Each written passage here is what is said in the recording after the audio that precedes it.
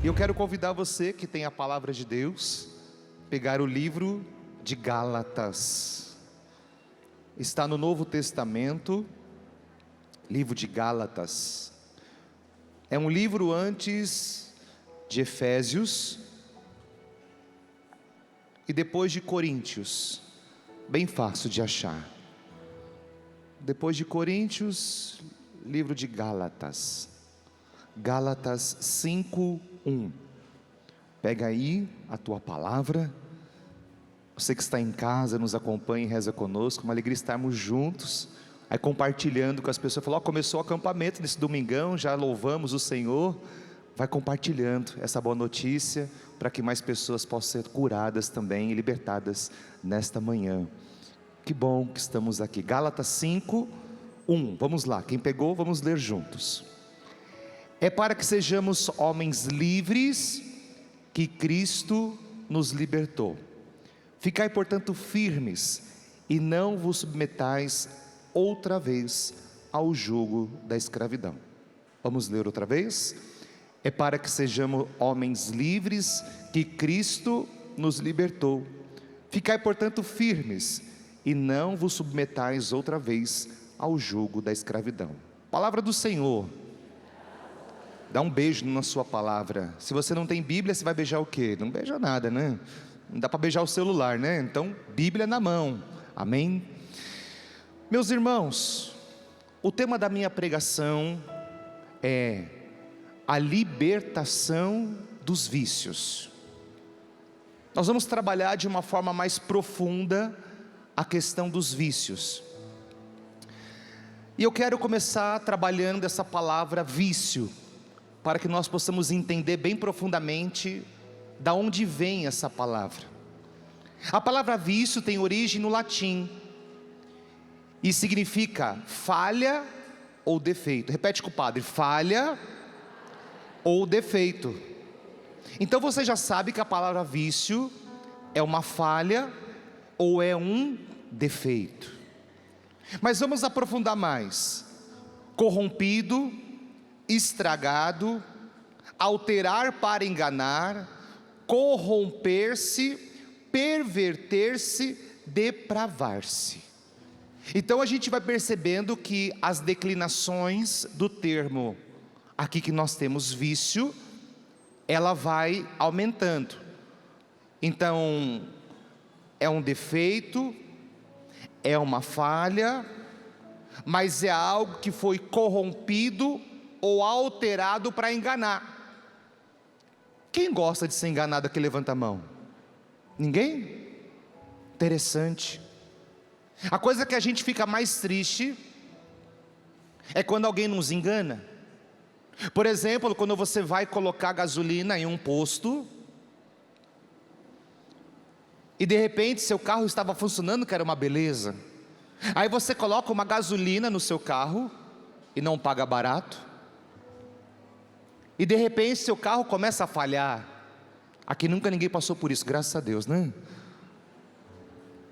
E aí você percebe que você logo diz: essa gasolina estava... Vocês estão vivos ou mortos? Misericórdia, hein?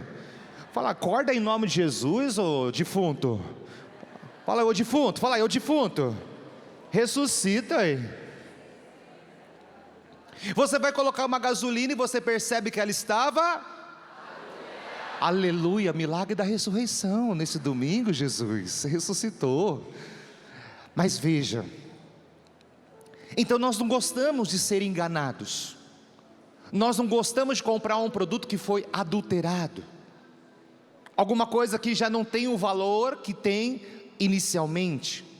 Então a palavra vício, ela foi adulterada, ela foi corrompida, ela foi pervertida, ela foi depravada.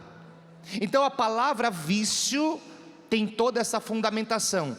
Só que no contexto litúrgico, olha que interessante que vai acontecer agora. No contexto litúrgico, no contexto bíblico, significa o seguinte: quando eram feitos os sacrifícios de animais, Porque nós temos que lembrar que no Antigo Testamento, os sacrifícios eram oferecidos a animais para expiação dos pecados, amém? No Novo Testamento, Jesus vai morrer na cruz, então não é mais um animal, mas agora é o próprio Cristo que morre na cruz por nós, amém?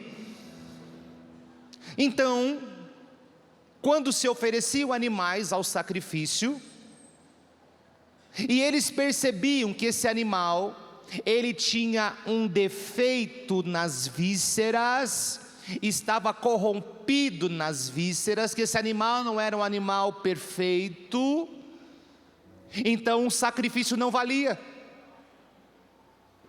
E o que tinha que acontecer? O sacrifício tinha que ser refeito, tinha que pegar outro animal e colocar no lugar. Porque quando você faz algo para Deus, você tem que fazer de forma perfeita. Não dá para fazer pela metade. Então quando você casa, não dá para casar pela metade, você casa por inteiro. Quando eu fiquei padre por inteiro. Então quando no Antigo Testamento se oferecia um animal ao sacrifício, e esse animal tinha um problema nas vísceras, então o sacrifício não valia e tinha que ser refeito. Qual foi o problema aqui que nós encontramos de Caim e Abel? Vamos lá na essência. Caim mata Abel, por quê? Porque Caim tem inveja de Abel, por quê? Porque os dois oferecem sacrifícios a Deus, os dois oferecem o seu sacrifício ao Senhor. O sacrifício de Abel é aceito, o sacrifício de Caim não foi aceito, porque não foi um sacrifício perfeito. Ele não fez com amor, ele não colocou tudo que poderia colocar, ele não fez o sacrifício perfeito, ele não ofereceu a Deus tudo que ele poderia ter oferecido. Foi um sacrifício corrompido, pervertido, adulterado. E Deus diz para ele: Caim, refaça o teu sacrifício. Está escrito lá em Gênesis: refaça o teu sacrifício. E qual foi o problema de Caim? O orgulho, a inveja. Ele não refaz o orgulho, e ele começa a planejar a morte de Abel. Ele mata Abel, e Deus pergunta para Caim: Caim, cadê Abel? E Caim diz: por acaso sou guarda do meu irmão Abel? Caim, cadê Abel? Eu não sei. E aí ele começa a mentir. Ele sabia que ele tinha matado o irmão dele, ele mente. Então perceba uma coisa interessante aqui, quando o padre fala de vício, sacrifício imperfeito, então perceba, ele oferece um sacrifício corrompido, pervertido, adulterado. Deus pede que ele refaça, ele não refaz. Orgulho, vaidade, soberba,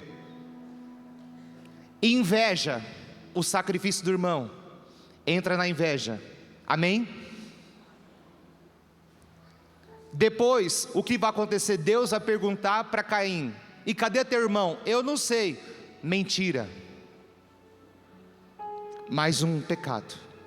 Perceba como que uma coisa vai puxando a outra. O pecado, o vício são como correntes, argolas uma nas outras, que vão puxando uma a outra. Um pecado nunca está sozinho. Um vício nunca está sozinho, ele está sempre acompanhado de outros. Deus só pediu para Caim refazer o sacrifício que era imperfeito, mas o orgulho, a inveja, a mentira não deixaram. Quem foi o grande orgulhoso? Satanás. Invejoso, mentiroso, Satanás. Então perceba como esse mal vai pegando a nossa vida. Agora, falamos de pecado e falamos de vício. Vamos entender aqui E o Catecismo da Igreja Católica, no parágrafo 1865, vai nos ensinar uma coisa muito interessante, muito simples. Olha o que diz: o pecado arrasta ao pecado, que gera o vício, pela repetição dos mesmos atos. Quando que nós identificamos um vício? Você peca, peca, peca, repetição, peca, peca, isso se torna um vício, se torna um defeito, se torna uma perversão, se torna algo que está sendo adulterado. Como que nós identificamos um vício? Peca naquilo, peca naquilo, peca naquilo, faz errado, peca naquilo, peca naquilo. A repetição do pecado, o Catecismo diz que se torna um vício.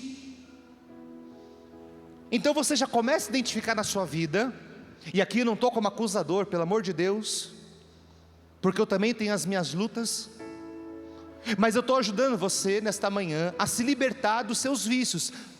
E talvez você não tenha identificado algo que está na tua vida, impedindo da tua libertação, impedindo da tua salvação, da tua cura, da tua transformação, algo que se tornou um vício, e você já não percebe mais, porque se tornou um hábito, algo que você vem investindo, e que se tornou algo comum na sua história.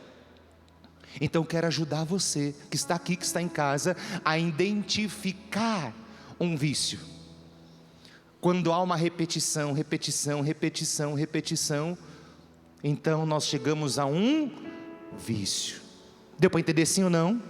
Sim, bem claro. Então é o Catecismo. Padre, qual é o número do Catecismo? Anota aí, 1865, depois você vai no seu Catecismo e lê, é muito simples. Eu vou continuar lendo esse mesmo parágrafo. Daí resultam as inclinações perversas, que obscurecem a consciência, corrompe a apreciação correta do bem e do mal. O vício é um mau hábito, algo que vestimos. Então acontece repetição, repetição, repetição do pecado. Entra o vício pela repetição, corrompendo a consciência. Sacrário da alma é a consciência, nos ensina a igreja. Sacrário da alma é a consciência. Então, repetição, repetição, vício. Daí, se você não luta, se você não batalha sobre isso, o que acontece? Você perde a noção do bem e do mal, ao ponto de corromper sua consciência, e você fala assim: não, isso é normal. Olha o perigo que nós corremos. Olha a baba da serpente infernal aí. Olha a baba da serpente infernal aí, tentando colocar na sua vida, dizendo que não, o que você vive não é um vício, é normal, todo mundo faz. Mas eu quero dizer para você que você não é todo mundo, que você é um filho amado de Deus. Sua impressão digital é única no mundo. Deus não fez dois de você, nem que seja gêmeos idênticos. Você não é idêntico, você é único para Deus. E você não é igual a todo mundo, você é filho de Deus, você é filho de Nossa Senhora, e você foi feito para o céu e não para o inferno.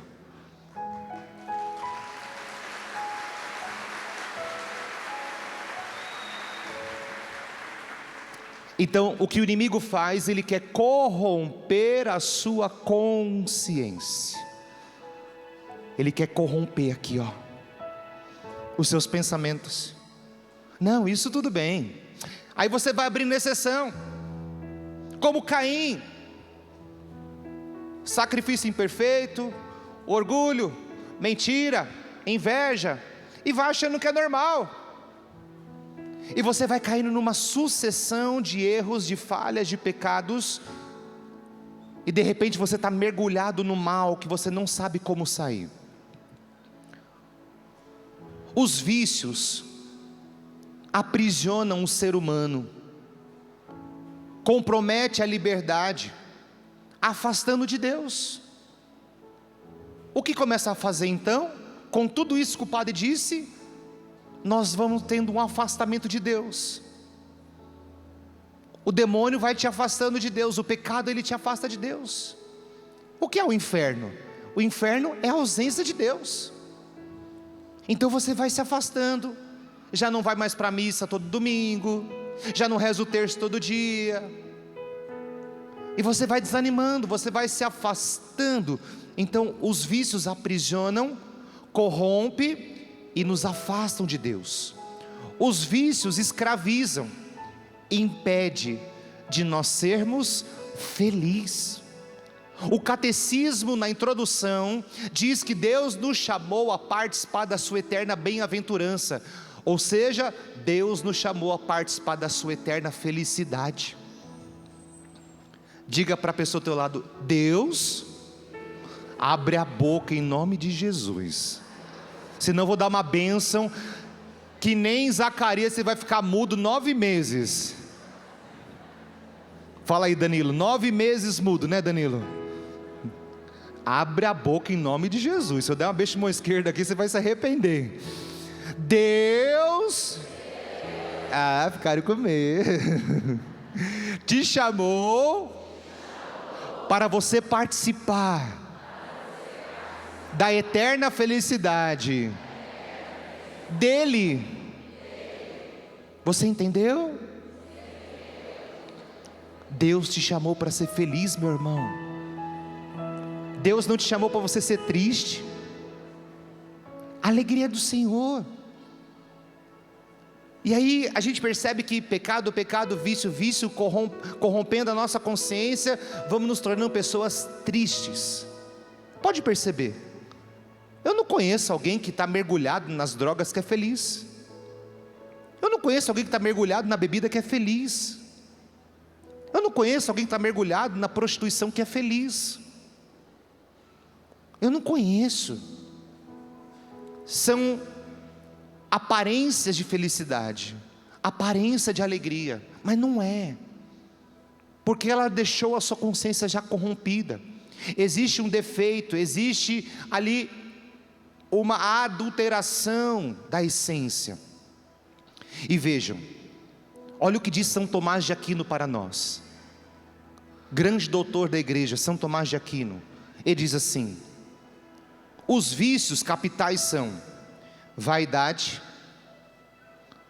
avareza, inveja, ira, luxúria, gula, assídia. Ele fala em 7 vícios capitais. E aí ele diz assim, olha o que ele diz: que arrastam atrás de si filhas, exército, em total de cerca de 50 outros vícios. Eu repito, São Tomás de Aquino fala em 7 vícios capitais, e ele diz que atrás dos 7 tem um exército de vícios, e ele fala que atrás deles tem média de 50 outros vícios. Põe a mão na cabeça assim: vixe, padre, lascou. Lascou o pau. Assusta? Lógico, porque um vai puxando o outro. Então vamos passar rapidamente aqui. Primeiro, a soberba, a vaidade. A soberba é a autoexaltação, presunção, vaidade. O soberbo é quem se julga muito mais do que a realidade, quem anseia por reconhecimento, como maior do que os outros, quer sempre ser reconhecido, os seus próprios méritos, despreza os outros, considera os outros inferiores. Vanglória ou orgulho é a fonte de todas as fraquezas, por em fonte todos os vícios. É aquele que despreza o outro. Eu sou melhor, o que eu faço é melhor, eu sou melhor. É um perigo. Depois ele fala, e a igreja nos ensina sobre a avareza. Avareza, forma de apego ao dinheiro. Então a avareza é o apego às coisas materiais, apego ao dinheiro, que impede que o homem seja generoso. Não é um pecado que diz respeito a grandes bens, mas é um vício que às vezes não tem nada a ver com o dinheiro. É uma doença do coração, não da carteira. Os padres do deserto, para curar essa doença, os monges propõem um método drástico, mas deveras eficaz a meditação sobre a morte. Então, como que os monges do deserto combatiam o pecado, por exemplo, do apego às coisas materiais? Meditando na morte, porque o dia que você morrer, no seu caixão, você vai com a roupa do corpo se te colocarem. Verdade ou mentira? O que você vai levar com você quando você morrer? Nada. Avareza, o avaro. Tem gente que é tão assim que quando chega uma visita, guarda comida, guarda comida, guarda comida. Aqui não tem ninguém assim, graças a Deus. Avareza, não dá, não divide, não faz uma caridade, não é dizimista na igreja. Qual foi o problema de Judas, o traidor? Judas era aquele que cuidava da bolsa de dinheiro. Tudo que os apóstolos e Jesus ganhavam de doação, quem guardava? Quem guardava? Judas. Por quantas moedas Judas traiu Jesus? 30 moedas, nós vamos ver isso na Semana Santa. A Bíblia diz que o dinheiro é o mal do mundo. Cuidado. Será que você não se tornou um avarento? Não divide, não partilha, não paga seu dízimo? A Bíblia diz algo muito interessante sobre dízimo. Pague 10% de tudo que você ganha. E diz assim: e você vai ver se eu não abro as comportas do céu sobre a tua vida. E não é só financeiro, de milagres, cura, libertação e salvação na tua família. A Bíblia diz isso para nós lá em Malaquias, no último livro do Antigo Testamento. Leia.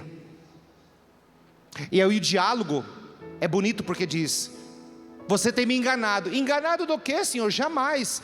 Tem me enganado no pagamento das ofertas, das hortelãs e dos dízimos.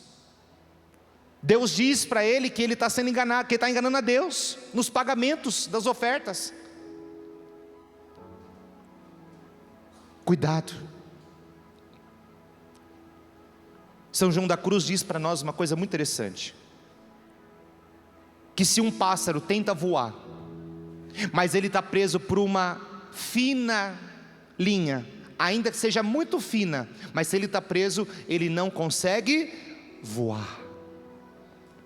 Se você estiver preso em um desses fios, você não vai ser livre, você vai ser escravo de Satanás. Cuidado, cuidado. Vamos ver se a gente não está preso em alguma dessas. Veja, meus irmãos, a inveja. Se lermos a Sagrada Escritura, ela apresenta um dos vícios mais antigos, o ódio de Caim. Aqui o padre já falou da inveja. Mas Futoshim, ele diz uma coisa muito profunda. Eu gosto muito de Futoshim, já li praticamente quase todos os livros dele.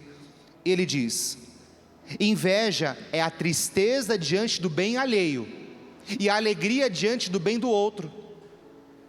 O que a ferrugem é para o ferro, o que a traça é para a lã, o que o cupim é para a madeira, a inveja é para a alma. Forte. O cupim arrebenta a madeira, a ferrugem arrebenta o ferro, a traça destrói a lã, a inveja destrói a alma. Eu acho que não precisa dizer mais nada sobre isso, é muito forte. Cuidado com a inveja. O jardim do vizinho é sempre mais bonito, né? A esposa do vizinho, o esposo do vizinho. Aí a gente escutava o que o Danilo pregava para nós, né? Davi não se contentou com a sua esposa, ele teve que olhar para a do vizinho, né? O do outro é sempre melhor, o carro do outro é sempre melhor, o telefone do outro é melhor, a geladeira do outro é mais bonita. Aquela pessoa que nunca está contente. E aqui me lembro de Padre Léo pregando, né? Aquela mulher que dizia para o marido que queria comprar um sofá, né? Depois queria comprar uma cortina, nunca estava satisfeito. Parece que sempre a inveja. Cuidado com a inveja. Louve e agradeça por aquilo que você tem, a providência de Deus na sua vida, agradeça. Para de olhar para o que é dos outros, olha para aquilo que é teu. Olha para aquilo que você tem, olha para aquilo que Deus te deu, olha para aquilo que o suor do teu trabalho pode comprar. Para de olhar para o que é dos outros, olha para o que é teu. Para de cobiçar o do outro e invejar o que é do outro. A ira é um vício destrutivo das relações humanas. Exprime a incapacidade de aceitar a diversidade, especialmente quando as suas escolhas de vida divergem das nossas. A ira é um vício alastrante, é capaz de tirar o sono, de nos levar a tramar em continuação na mente. A ira, a gente vai tramando, a gente não dorme à noite, estamos irados com uma pessoa, irado com uma situação, você não dorme. Aqui, graças a Deus, ninguém tem ira, todo mundo dorme a noite inteira porque não pensa em mal nenhum. A ira, a raiva, o ódio. Que tem filhos, Tomás de Aquino dizia que tem 50 filhos. Cuidado, perdoar, entregar para Deus. Um dos maiores casos, meu irmão, minha irmã, que eu já atendo, vira e mexe que atendo libertação, é caso de falta de perdão, ira. Danilo, se eu estiver mentindo, você me ajude, mas acho que de todos os casos que eu atendo, grandes brechas de entrada, e o Danilo falava sobre brechas, é o perdão, a ira, o ódio, a raiva. Não guarda, entrega, faz tua parte. O mal que o outro fez, ele que se acerte com Deus, perdoa, reza, entrega para o Senhor isso aí. Pai, perdoa porque não sabe o que fazem. A palavra de Efésios diz assim, que o sol não se ponha sobre o vosso ressentimento. O sol nasce e o sol se põe. O sol nasce e o sol se põe. Então, o que quer dizer? Se alguém te fizer o mal durante o dia, que esse dia não se acabe sem você perdoar e entregar isso para Deus. Que o sol não se ponha sobre o vosso, ou seja, não deixa anoitecer, madrugar, virar o dia, você com raiva e acorda com ira, isso vira uma bola de neve, e você não vive mais. Aí vem úlcera, vem gastrite nervosa, e aí vão vindo várias coisas no seu coração, e você começa a planejar, o quê? Como destruir o outro. O perdão. Luxúria. Luxúria não é luxo, porque às vezes a palavra pode nos confundir. Não é luxo, não é ter bens. O pecado contra bens, o padre já falou, é avareza. Então a luxúria está ligado à sexualidade, à afetividade. Os antigos padres ensinam que após a gula, o segundo demônio, ou seja, o vício que está sempre enganchado à porta do coração, é a luxúria. Enquanto a gula é a veracidade em relação à comida, esse segundo vício é uma espécie de veracidade contra a pessoa. E aqui nós aprendemos algo muito interessante, porque a luxúria está ligada à vida da sexualidade. Eu gosto muito de um santo da igreja. Ele diz para nós que São Felipe Neri diz para nós que nós enfrentamos todos os pecados. Todos os pecados devemos combater, devemos lutar contra todos os pecados. Mas tem um que não tem homem, que não tem mulher, que não tem padre, que não tem consagrado que enfrenta, que é o pecado da luxúria. Diante do pecado da sexualidade, da luxúria, não se enfrenta, se corre. Não seja machão, achando que você pode enfrentar. Não dá para enfrentar o pecado da luxúria. Diante disso você corre, você foge. Na minha paróquia, de vez em quando, não é sempre, mas acontece, já aconteceu, de mulheres quererem vir confessar comigo. Mas eu quero, aí diz, mas eu quero que o padre me atenda numa sala fechada. Aí as minhas secretárias muito bem preparadas falam: mas o padre atende numa sala fechada. Confessionário. Ah não, no confessionário não quero. Então você quer outra coisa. E o que você quer eu não posso te dar. Pede para o teu marido.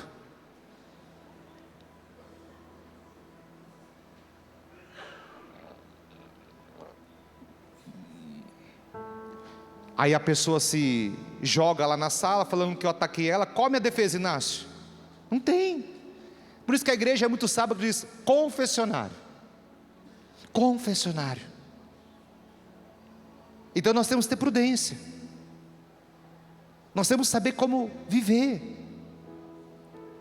No meu carro eu não ponho crianças, não ponho mulheres. A mulher que entra no meu carro são minhas sobrinhas. Tenho 3 sobrinhas loiras. Se um dia você vê, é porque são minhas 3 sobrinhas ou minha mãe.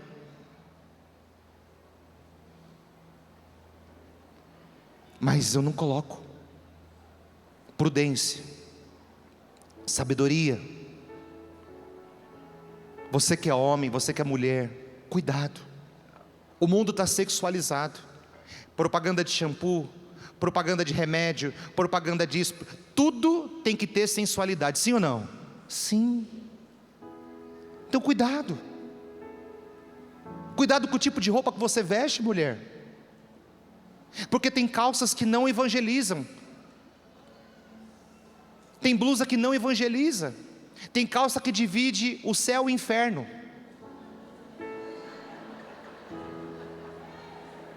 Tem gente que usa, e aqui, olha gente, eu não sou contra, tá bom? Eu sou consagrado, escravo de Nossa Senhora. Não sou contra quem faz, eu fiz a minha e aconselho a fazer. Eu não sou contra quem usa véu na cabeça, ok? Mas tem gente que usa véu na cabeça e a bunda está para fora. Estou mentindo? A calça que você está usando agora, vai ficar com vergonha, né? A pessoa que está atrás, ela vai rezar ou ela vai ficar olhando para sua bunda? Desculpa, o padre é muito rasgado. Porque tem calça que não evangeliza.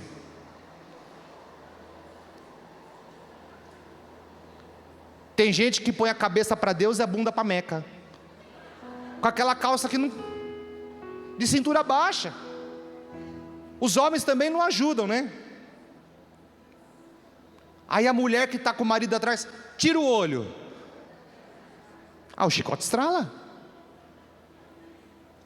Então, quando a gente fala de luxúria, é forma de se vestir.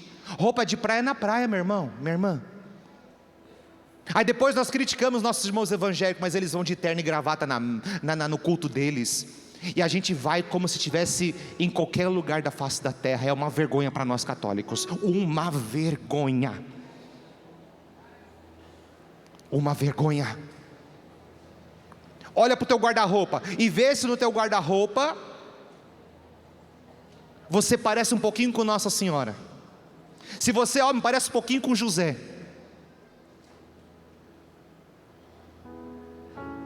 Você vai aparecer daqui, é uma vergonha. O jeito que as pessoas vão visitar Nossa Senhora é uma vergonha. O jeito que a gente está na igreja é mascando chiclete, é de boné, vai na missa de bermuda. Ora, mas o padre está de batina, está com 10 roupas, passando calor. E uma hora você não pode ficar bem vestido na presença do Senhor, colocar sua melhor roupa para Jesus.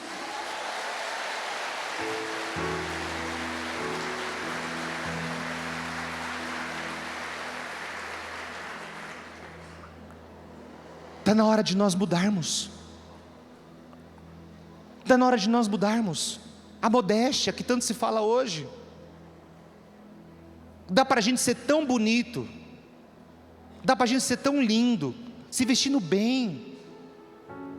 Não a sensualidade que o mundo propõe hoje. Não faça isso com a tua vida. Põe uma roupa decente. Revisa teu guarda-roupa. Outro dia eu estava no aeroporto de Congonhas, que eu sou de São Paulo. O aeroporto é vizinho da minha casa, onde eu moro, na casa paroquial. E de vez em quando, na medida do possível, eu saio para uma missão e outra. Estou eu sentado, fazendo as minhas orações, aproveitando para colocar tudo em dia, porque a correria do dia vai, as orações. Daqui a pouco passa uma jovem, não sei que idade, mas não era de 12, 13, mas era seus 20, 30 anos, sei lá, de sutiã.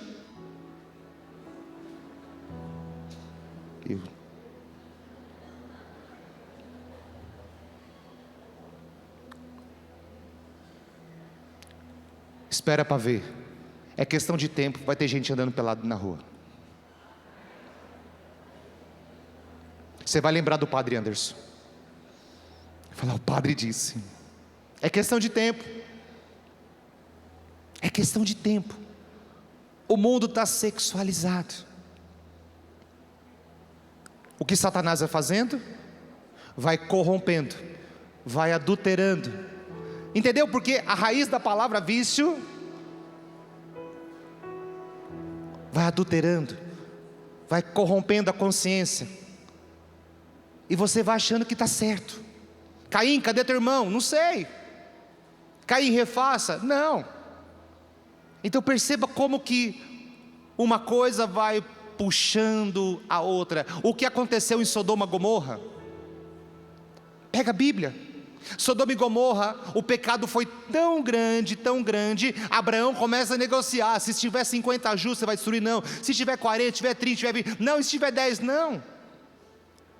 Percebendo que não tinha jeito, Deus manda anjos para tirar aquela família lá de Ló, ao ponto que as pessoas são tão cegas, que elas queriam ter sexo com os anjos. A cegueira espiritual, meus irmãos.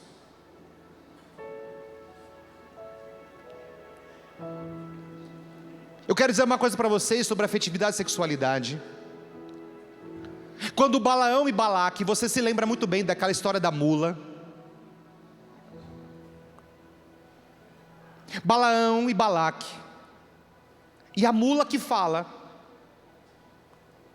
Então começa aquela história, Balaão e Balaque começam a conversar, porque ele queria destruir o povo de Deus, que tinha passado o mar vermelho a pé enxuto, e estava caminhando, e o povo de Deus, que já tinha sido livre da escravidão, tinha vencido muitas outras batalhas, vinha caminhando. Os filhos de Deus eram um exército muito forte, caminhava, e vencia batalhas.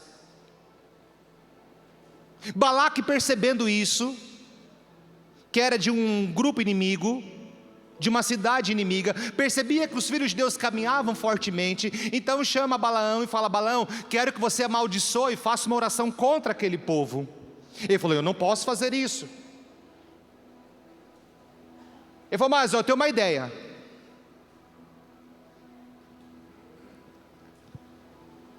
Coloca mulheres, prostitua os soldados deles, e você vencerá a batalha.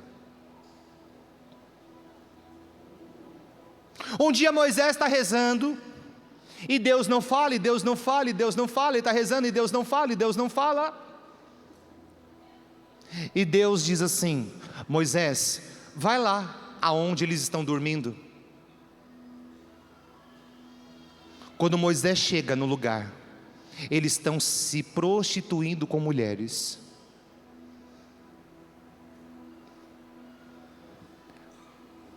A prostituição tirou a força que eles tinham de vencer os inimigos. Cuidado. A pornografia. Sabe aquele seu amigo que manda pornografia no seu celular? Você casado? E você se acha: nossa, que bonitona. E o diabo: isso mesmo.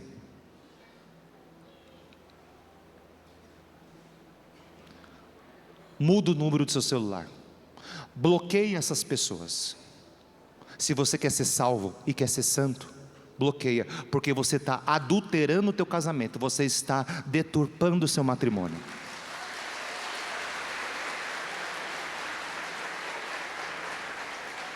Ah, mas eu só vejo uma vez. Mentira! O que é vício? Pecado. Vício. Repetição. Vício. Você já faz tanto que aquilo já corrompeu, já adulterou, e você já não percebe mais, e você fica tentando achar um jeito de dizer, não, isso não tem problema.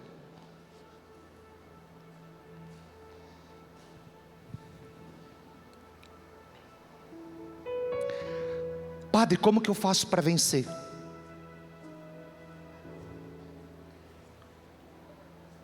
Para vencer, existe uma coisa chamada castidade. Padre, mas eu sou casado, como vou viver a castidade? Eu vou explicar para vocês. Deus me pede que eu fale um pouquinho mais sobre isso. Acho que é importante tratar esse assunto nos tempos que estamos vivendo. O Padre Anderson, o Padre Wagner, bom dia, está aqui também conosco. Nós padres vivemos o celibato. Vou resumir o que é celibato para vocês entenderem. Então, nós renunciamos tudo para dar nossa vida 100% para Deus.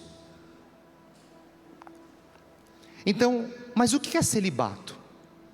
É antecipar na terra o que um dia todos vão viver no céu. No céu não se casam e não se dão em casamento. É bíblico, ok? É doutrina, amém? Entendeu isso? Então o celibato, segundo o documento da igreja, celibato sacerdotal, nos ensina que o celibato é antecipar o céu na terra. Então eu, Padre Wagner e todos os padres, enfim, nós antecipamos o céu na terra, o que um dia vocês vão ver no céu. Eu quero que você tenha esse olhar bonito dos sacerdotes, dos diáconos, essa pureza no olhar. Só que não basta a gente fazer um voto de celibato, porque a gente faz o voto, tem que viver. Então como que eu vivo isso? Com a castidade. Como que é isso? Então, eu estou no meu carro lá bonitinho no farol, como padre, aí passa alguém desfilando. Então, glória a Deus pela pessoa bonita, mas eu baixo meu olhar e olho para o outro lado, amém? Isso é castidade. Agora, passa a mulher bonita, eu falo, que bonito, e eu fico tentando achar as curvas, eu pequei, amém? O que é ser casto dentro do matrimônio? É deixar de ter relação sexual? Não! Mas quando você mulher, ou quando você homem, vê uma pessoa bonita, fora do teu casamento, você glorifica a Deus pela pessoa bonita, mas você baixa o teu olhar e fala assim, mas a minha esposa é a esposa mais linda que Deus me deu para a minha vida, meu esposo é o mais lindo que Deus deu para a minha vida. É ter olhos só para ele, só para ela.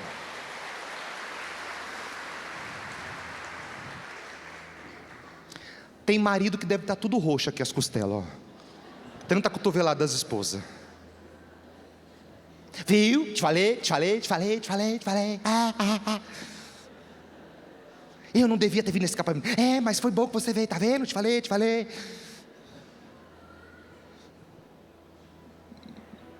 A castidade, a pureza. Então, é uma luta, meus irmãos. Você que é motoqueiro, aí vem a mulher bonita, pip, pip, pecou. Ó, até combina, pecou. Quando você buzinar, sua consciência vai te acusar de hoje em diante, você está lascado. Pecou, ó, dá certo. Repete com o padre, pecou. Ah, pronto aí. Já era.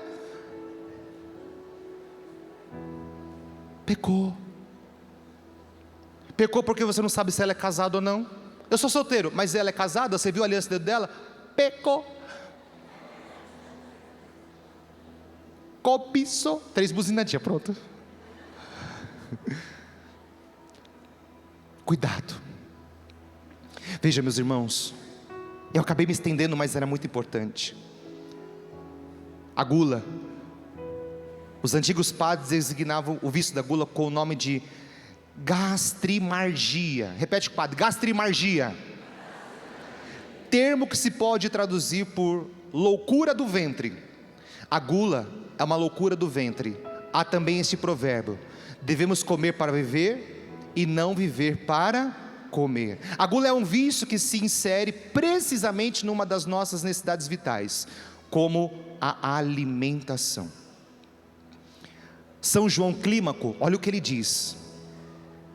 Olha o que diz, olha, é assustador o que ele diz. Ele chamou esse vício a escada do paraíso. Ele descreve uma grande lista de pecados gerados pelo pecado da gula. No seu livro, ele interroga a gula dizendo: fala, ó tirana gula, de todos os mortais. E ela responde fazendo uma lista das doenças espirituais que derivam dela. O meu filho primogênito é o espírito da fornicação. Depois dele, em segundo lugar, vem a dureza de coração. Em terceiro lugar, o sono. Depois é de mim que provém o mar dos maus pensamentos, as ondas da imundície, o abismo da impureza, desconhecidas e inomináveis. Minhas filhas são a preguiça, o mexerico, o atrevimento, a chacota, a buforania, a contestação, a birra, a desobediência, a insensibilidade, a escravidão, a autossuficiência, a arrogância, o exibicionismo, e depois dessas coisas vem a oração impura e os pensamentos agitados.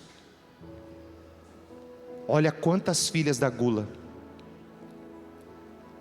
O tempo do pá está acabando, eu preciso correr aqui.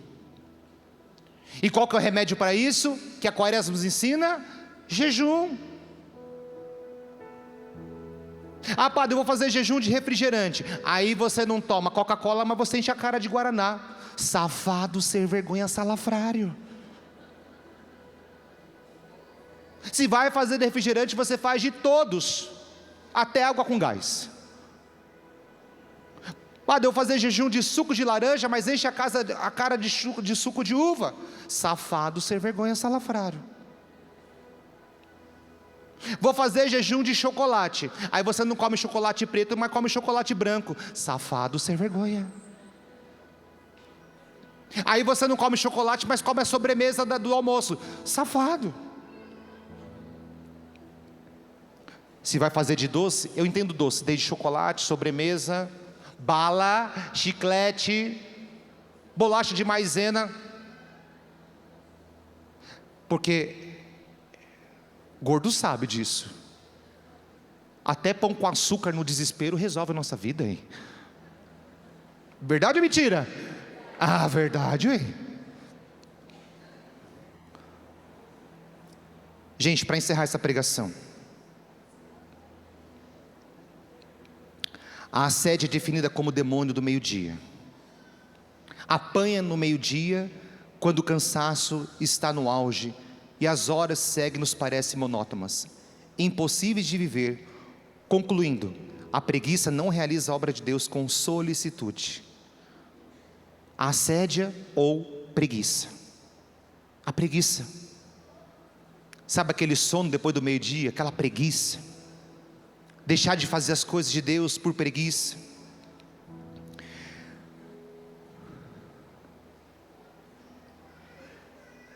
Santo Agostinho diz assim: o ocioso caminha devagar, por isso que todos os vícios o alcançam. Enquanto você ficar nessa lentidão, enquanto você tiver a sua consciência depravada, corrompida, os vícios vão te alcançar.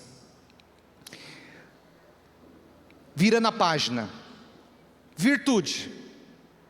Nós falamos de vício, virtude. Tudo que é verdadeiro, tudo que é nobre, tudo que é justo, tudo que é puro, tudo que é amável, tudo que é de boa fama, tudo que é virtuoso e louvável, eis o que deve ocupar nossos pensamentos.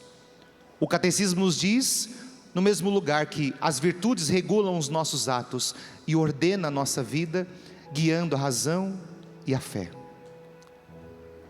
Da mesma forma como eu citei São Tomás nos vícios, eu cito Santo Tomás agora nas virtudes. Ele diz: a virtude é uma disposição do perfeito para o ótimo. Então, o que é contrário ao vício? Virtude. O que é contrário ao vício? O que é contrário ao vício? Quando você deixa um vício, você adquire uma. Quando você deixa um vício, você adquire uma virtude. Do perfeito para o ótimo. Chamo o perfeito o que é disposto segundo a natureza. Considere nas suas consequências a virtude, uma certa bondade. E aqui no finalzinho diz assim: a bondade de uma coisa consiste em comportar-se de modo conveniente à sua natureza. O que é virtude? Comportar-se conforme a sua natureza. Amém? O que é virtude? Comportar-se conforme a sua natureza. Quem é homem aqui? Levanta a mão quem é homem, não tenha medo do padre não. Vamos dar beijo na mão esquerda não, fica tranquilo. Você tem que se comportar como homem, porque essa é a sua natureza. Aplaude os homens, mulheres. A sua natureza é homem. As mulheres, levanta a mão. Qual é a sua natureza, mulher? Mulher. Então você tem que ver como. Vamos aplaudir as mulheres, homens. Você não é outra coisa. Eu acho que eu disse o que você entendeu. Que hoje falar alguns termos na TV é processo. Mas você é inteligente, você entendeu sim ou não? São Tomás de Aquino diz que nós temos que ver segundo a nossa natureza, segundo a nossa essência.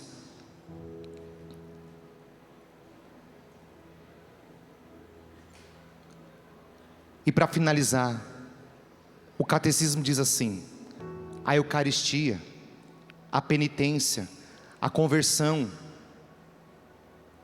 tem uma fonte de alimento na Eucaristia, porque na Eucaristia torna-se presente o sacrifício de Cristo, que nos reconciliou com Deus. Pela Eucaristia, nutre-se, fortifica os que vivem a vida de Cristo.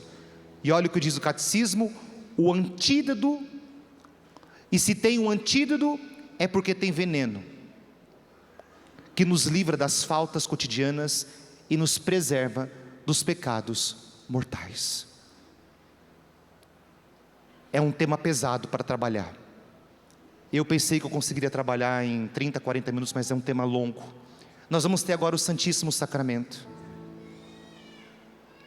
Nós vamos ter o Santíssimo. O padre foi trabalhando com vocês temas e tentando ao mesmo tempo trazer a realidade, deixar um pouco mais leve, para que você entenda essa realidade. O padre não é melhor do que você. Como a gente aprende, o ouvido mais perto da minha boca é o meu mesmo. Deus falou comigo antes de falar com vocês. Deus fala comigo antes de falar com vocês. Então luta em nome de Jesus. Não seja orgulhoso, não seja vaidoso. Cada um sabe aonde o sapato aperta. Eu queria pedir muito para que você lutasse, não desanimasse.